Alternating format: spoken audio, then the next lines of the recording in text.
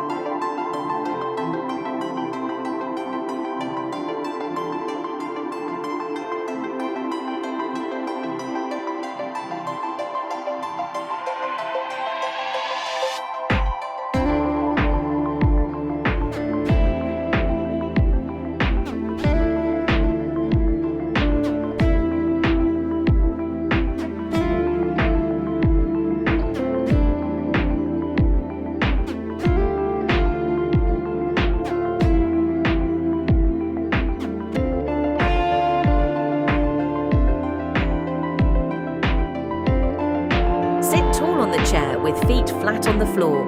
Extend both arms forward at chest height, palms facing out. Gently push both palms to one side while turning your upper body slightly. Return to center and switch sides and continue in a slow, smooth rhythm.